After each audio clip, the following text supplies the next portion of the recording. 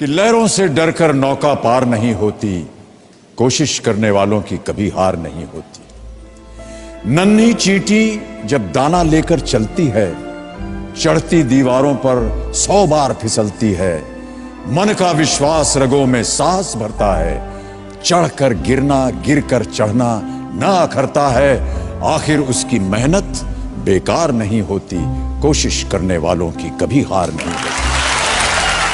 डुबकियां सिंधु में गोताखोर लगाता है, डुबकियां सिंधु में गोताखोर लगाता है।